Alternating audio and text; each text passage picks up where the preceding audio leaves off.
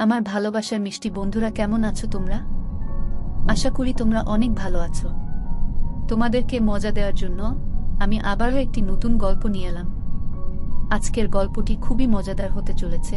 আমি শিওর বলতে পারি গল্পটি শেষ পর্যন্ত শুনলে তোমাদের দাঁড়িয়ে যাবে। তাই তোমাদের দুটি পায়ে ধরি বলি, ভিডিওটা শুরু থেকে শেষ পর্যন্ত দেখো, তাহলে খুব মজা পাবে। আমার নাম রুদ্র, বয়স 24 বছর। পুরান ঢাকার রায়সা বাজার থাকি। আমি আমার মা বাবার একমাত্র সন্তান। বাবা একজন সরকারি কর্মকর্তা আর মা গৃহিণী। আমার মা অমায়িক সুন্দর একজন মহিলা। আমার চোখে পৃথিবীর সেরা নারী আমার মা। যেমন তার রূপ লাবণ্য, তেমনি তার শারীরিক গঠন। চেহারায় মায়ের সর্বোত্তম ছাপ। তবে আমার মা আমার বাবার মতো মানুষকে নয়, বরং আরও ভালো কাউকে ডিজার্ভ করে। আমার বাবা টাক মাথায় 55 বয়সী একজন লোক, যার ভুঁড়িওয়ালা পেট। দেখতে বিদঘুটে বলা চলে। আমার মার মতো সুন্দরী ও বিশ্বসেরা নারী সে ডিজার্ভ করে না। যাই হোক, যেটা সত্যি তা তো পাল্টানো যাবে না। এবার আসি আমার পরিবারের সবচেয়ে বড় আকর্ষণ নিয়ে। আমার পরিবারে আমি, মা বাবা বাদেও আরও একজন আছে। আর সে হলো আমার ছোট মা। আসলে এটাই সবচেয়ে মারাত্মক একটা বিষয় আমার পরিবারে। আমার বাবা দুটো বিয়ে করেছে। আমার মা হলো প্রথম স্ত্রী এবং ছোট মা দ্বিতীয়। এবং আরও অবাক করা বিষয় হলো আমার ছোট মা আমার মার আপন বোন। সবাই হয়তো ভাববেন এটা কি করে সম্ভব, কিন্তু এটাই বাস্তবতা। আমার নানা নানি মারা যাবার পর মা ছোট মাকে নিজের কাছে নিয়ে আসে। কিন্তু কিছুদিন পরেই হঠাৎ বাবা একদিন মাকে বলে তার ছোট মাকে পছন্দ।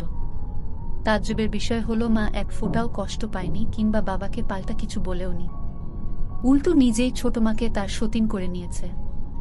এলাকা জুড়ে নাকি ব্যাপক চাঞ্চল্য সৃষ্টি হয়েছিল তখন। আমি তখন 3-4 বছরের শিশু। এখন আসি ছোট মার রূপে।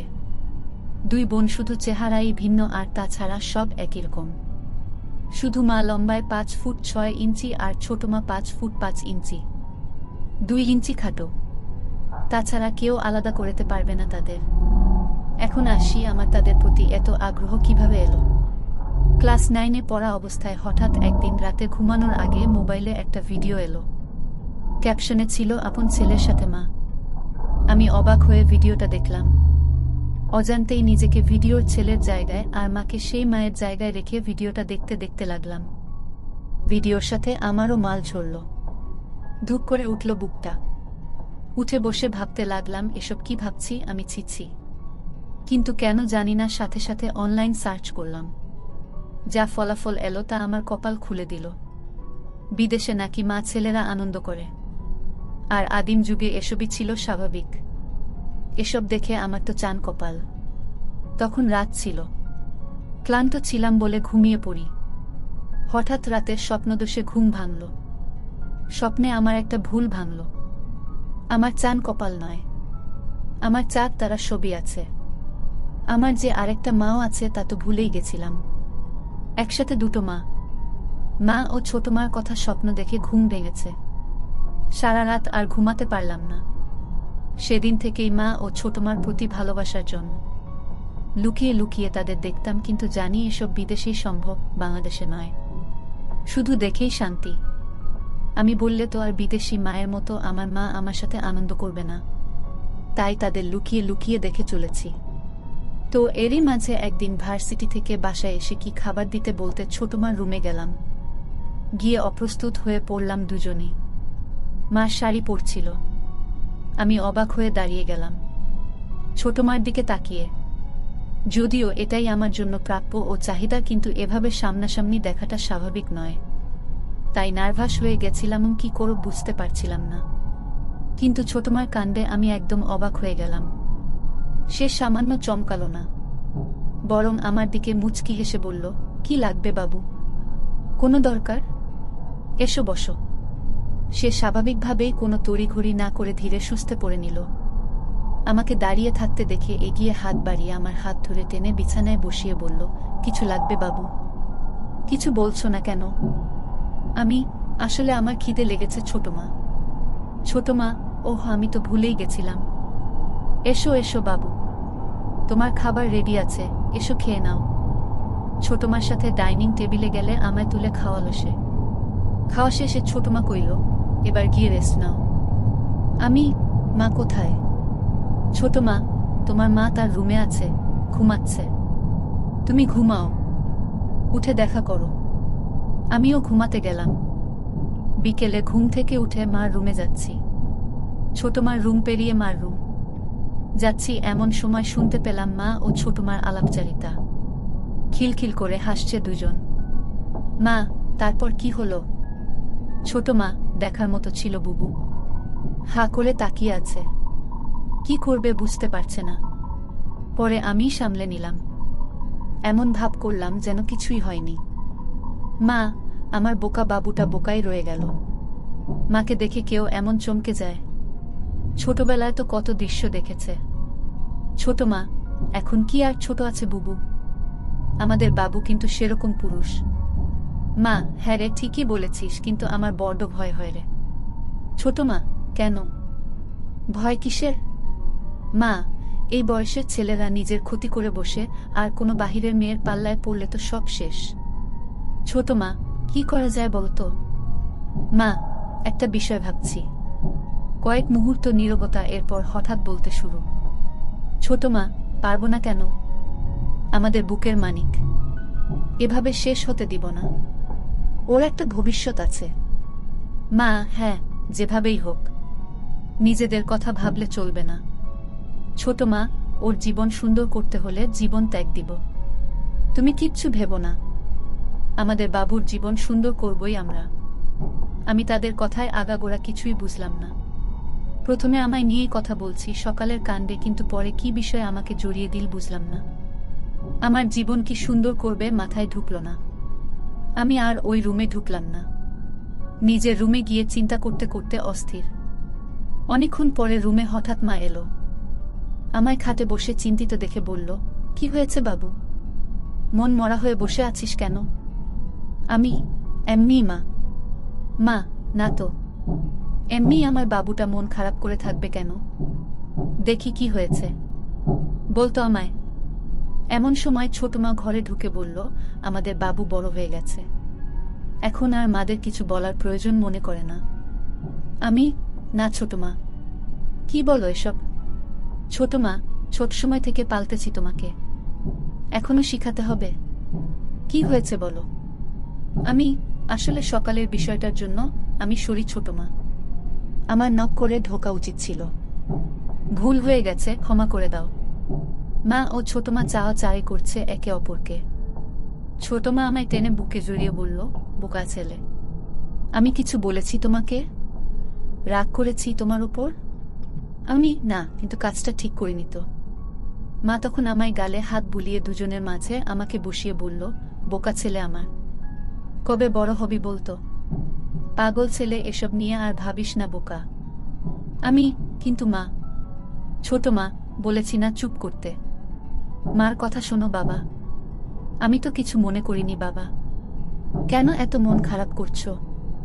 আমি, সত্যি ছোট মা। ছোট মা, হ্যাঁ বাবা সত্যি, এসো আমার বাবু। বলেই ছোট মা বুকে জড়িয়ে ধরল আমায়। দিনে দিনে তাদের শরীরের গন্ধ আমার নেশা হয়ে যাচ্ছে। মা, তো চল চল ছাদে গিয়ে কিছুক্ষণ বসি, চা নাস্তা করি চল। ছোট মা, আমি রেডি করে আনছি, তোমরা ছাদে যাও। ছোট মা চলে গেল কিচেনে, আর আমি ও মা ছাদে গিয়ে বসলাম। মা আমার কাঁধে হাত রেখে বলল, শোনো বাবু, আমরা তোর মা, আমাদের নিয়ে এসব বিষয়ে এত ভাবতে নেই। বাহিরের কেউ হলে সেটা চিন্তার বিষয়। আর তুই তো লুকিয়ে দেখিসনি কিছু, তাই না? আমি, না না, লুকিয়ে কেন দেখতে যাব? মা, সেটাই তো, আর লজ্জা পাওয়াও দরকার নেই। আমাদের কোলে পিঠে চড়েই বড় হয়েছিস তুই। মা, তুই তো জানিস না পাগল, তোর ছোট মারও একটা সন্তান হয়েছিল। আমি অবাক হয়ে বললাম, কি বলছো এসব? এত বড় হয়ে গেছি, আমি তো জানতাম না। মা, এটা সবসময় আমরা লুকিয়ে রাখি তোর ছোট মা কষ্ট পাবে বলে। বাচ্চাটা দুদিন পরেই মারা যায়, তাই তখন থেকেই তোর প্রতি এত পাগল তোর ছোট মা। তোকে খুব ভালোবাসে, কখনো কষ্ট দিস না তোর ছোট মাকে। আমি, হ্যাঁ মা, কখনো কষ্ট দিব না, কিন্তু একটা কথা বলি মা। মা, বল, কি বলবি? আমি, ছোটমা কিভাবে এই পরিবারে এলো? মানে বাবা তোমার বোনকেই বিয়ে করলো, এটা কিভাবে সম্ভব? মা, তা অনেক কাহিনী আছে বাবা। তুই বুঝবি না, আস্তে আস্তে সব জানতে পারবি। সময় হলেই বলবো। আমি, আচ্ছা মা। এমন সময় ছোটমার আগমন।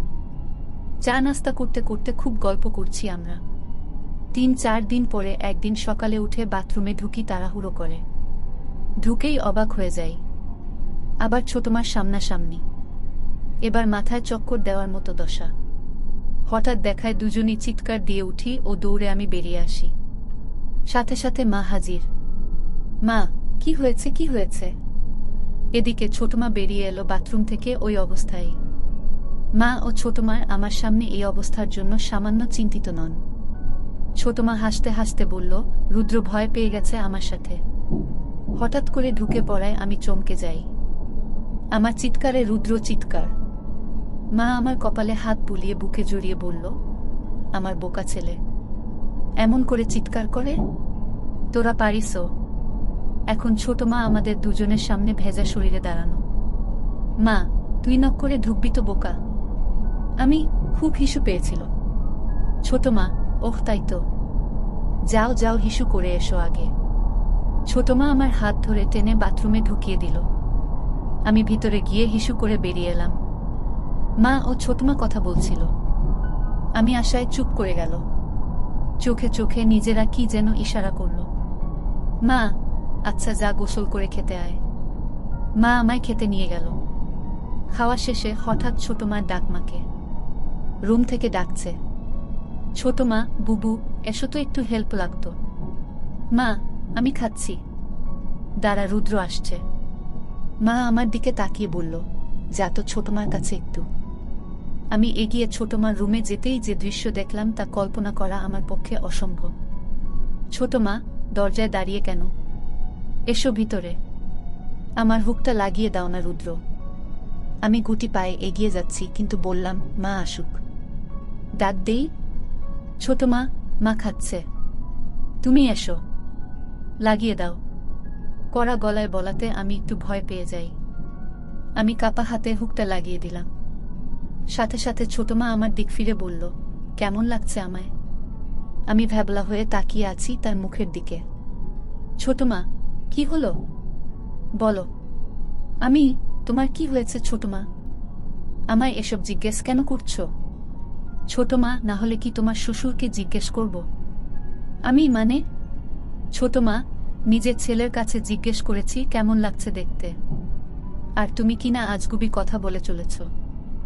আমি এভাবে তো কখনো দেখিনি। ছোটমা, ছোট থাকতে অনেক দেখেছ। আমি, এখন তো বড় হয়েছিল তাই না? ছোটমা, আমার কাছে তো সেই ছোট্ট বাবুই আছো তুমি। ঝুঁকে আমার কপালে একটা হামি দিল ছোটমা। বলে ছোটমা আলমারি খুলে একটা সালোয়ার কামিজ বের করতে করতে বলল, আমায় কি দেখতে খারাপ লাগছে বাবু? আমি, কই না তো ছোটমা, কিন্তু সত্যি বলতে আমার কেমন যেন লাগছে।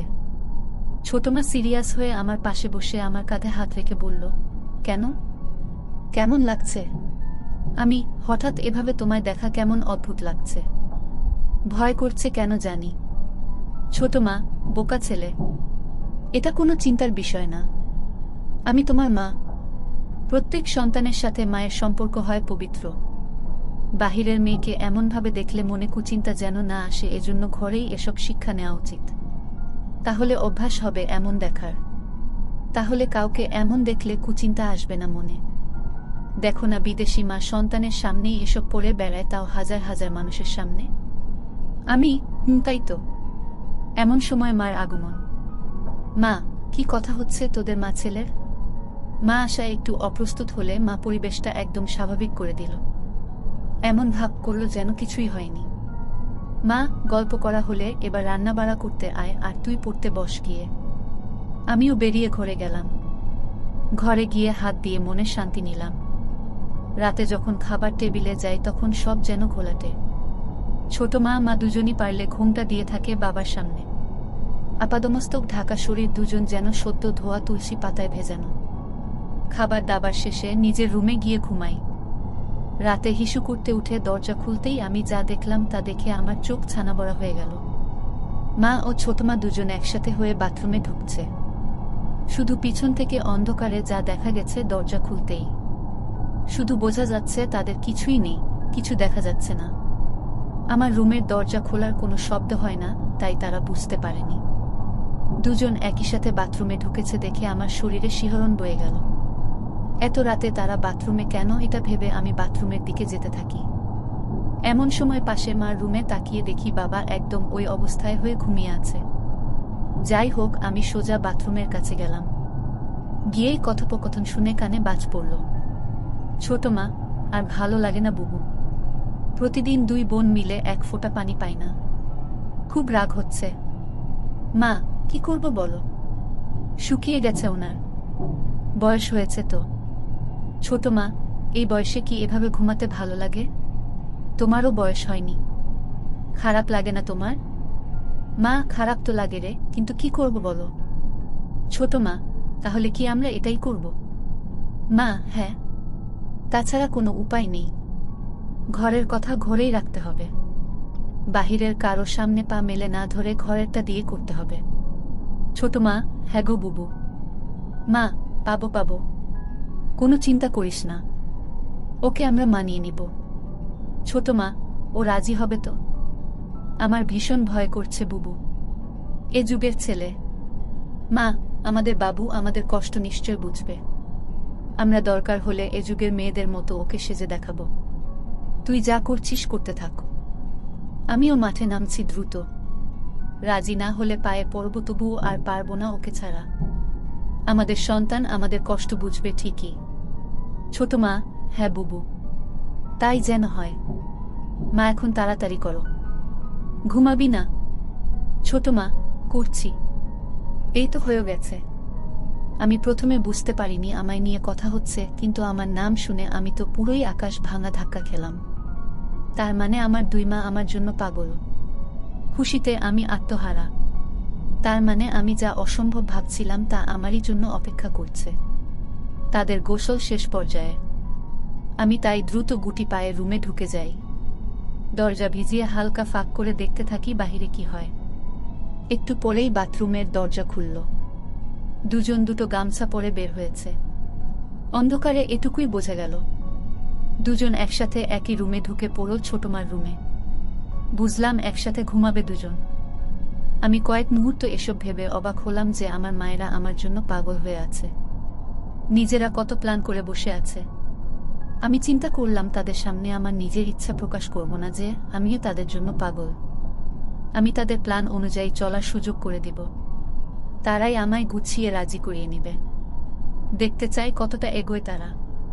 আমি শুধু তাল মেলাবো তাদের সাথে, পজিটিভ সঙ্গ দিব। এসব ভাবতে ভাবতে ঘুমিয়ে পড়ি। পরদিন সকালে ঘুম থেকে উঠতে একটু দেরি হয়ে যায়। ঘড়িতে 9টা বাজে। কলেজ মিস হয়ে গেল। তাই উঠে রুম থেকে বেরিয়ে খুঁজি দুই মাকে, কিন্তু কাউকে দেখতে পাচ্ছি না। হঠাৎ চোখ পড়ল আমাদের বাসার ছাদে। দেখি দুজন বৃষ্টিতে ভিজছে। এতক্ষণে আমি জানলাম বাহিরে বৃষ্টি হচ্ছে। ডুপ্লেক্স বাসা বলে আমাদের ছাদটা দোতলা একটা সাইডে। আমি ছাদের দরজায় গিয়ে দাঁড়াতেই দুজন আমায় দেখে দৌড়ে এসে আমার সামনে দাঁড়ালো। মা, কিরে এতক্ষণে উঠলি? আমি কলেজ মিস করলাম। ডাকনি কেন? মা, ঘুমাচ্ছিলি আরাম করে তাই ডাকিনি। থাক, সমস্যা নেই। একদিন ভিজলে কিছু হয় না। আর বৃষ্টি বিলাস কর। আমি, ইস, ঠান্ডা লাগবে না? ছোট মা, ঠান্ডা লাগলে আমরা দুটো মা আছি না? এসো তো। বলেই দুজন হাসতে হাসতে আমায় টান দিয়ে বৃষ্টিতে নিয়ে যায়। দুজনই সালোয়ার কামিজ পরা ছিল। ভিজে গায়ে লেপ্টে আছে। আমি একটুও অবাক হইনি। একদম স্বাভাবিক দৃষ্টি নিয়ে তাকিয়ে আছি। তিনজন মিলে বৃষ্টি বিলাস করতে থাকি। বৃষ্টি বিলাস শেষ করে রুমে গিয়ে মুছে ডাইনিংয়ে আসি। ছোট মার আর মার দুজনের পরনে একই পোশাক। আমি, কি ব্যাপার? ইদানিং দুজন ম্যাচিং পোশাক পরে ঘুরছ যে? দুজনের খুব ভাব। মা, এমনি। সতীন বলে কি ভাব হবে না নাকি? আপন বোন দুজন। বলেই তিনজনই হেসে দিই। মা ছোট মার কোমর ধরে নিজের দিকে টেনে এনে বলল, আমার ছোট বোন আমার সতীন হলেও আমার খুব ভালো বন্ধু। ছোট মা মাকে বলল, থ্যাংক ইউ বুবু। আমি সুযোগ বুঝে বললাম, সব ভালোবাসা কি তোমরা দুজনই পাবে? আমার বুঝি কোনো মূল্য নেই তোমাদের কাছে? দুজনই আমায় কাছে টেনে নিল। মা, আচ্ছা বললি না তো কেমন লাগছে এই ড্রেসটা? আমি সবসময় সুযোগ খুঁজছিলাম তাদের প্রশংসা ও তাদের কাজ সহজ করার। তাই বললাম, খুব সুন্দর। তোমাদের টাইসেই ভালো মানায়। সালোয়ার পুরনো ফ্যাশন হয়ে গেছে। ছোট মা, তাহলে আজ থেকে মডার্ন ফ্যাশনই চলবে নাকি বলো বুবু? মা, হ্যাঁ ঠিক তো, তাই হবে তাহলে। সবাই আবারও হাসলাম। সেদিন রাতে আমি ঘুমাইনি তাদের জন্য অপেক্ষা করে। দরজা আলতো চাপিয়ে উকি দিয়ে অপেক্ষা করছিলাম, কিন্তু তাদের দেখা নেই। তাই নিজেই এগিয়ে মার রুমের দিকে যাই। দরজার কাছে যেয়েই দেখি কপাল ভালো, দরজার সাইডে জানালায় একটা কপাট খোলা। ভিতরে পর্দা হালকা সরিয়ে যা দেখি তা আমার চোখ জুড়িয়ে দিল। হঠাৎ মা ছোটমাকে বলল, লাইট নিভাসনি তুই? ছোট মা, নিভিয়েছিলাম তো। হয়তো বাবু টয়লেট গেছিল। মা, হয়তো। আচ্ছা চল। দুজনই আগের রাতের মতো বাথরুম গেল একসাথে। আমি চুপি পায়ে বাথরুমের বাহিরে গিয়ে কান পাতি। ছোট মা, বুবু। বুড়োর তো আর হয় না। কি করব? আমার তো আর সইছে না। কিছু করো প্লিজ। মা, আচ্ছা কাল আর একটু বাড়াতে হবে আমাদের পদক্ষেপ। ছোট মা, ঠিক আছে বুবু, আমি শুরু করব, তুমি জয়েন করো। মা, আচ্ছা। গোসল শেষে আজ দুজন বেরিয়ে রুমে গেল। পরদিন সকালে উঠে ডাইনিং এগিয়ে মাকে ডাকলে মা রুমের ভিতর থেকে ডাকল তার কাছে যেতে। আমি ভিতরে ঢুকে দেখি মা বিছানায় উপুর হয়ে শুয়ে আছে। আমি চমকে যাবার ভান করে বললাম, আমি পড়ে আসছি। মা, এই দাঁড়া, এদিকে আয়। আমি গিয়ে পাশে বসলে মা, কি হলো? যাচ্ছিস কেন? তুমি তো এগুলো পরে আছো। আমি তো বাসায় কি এগুলো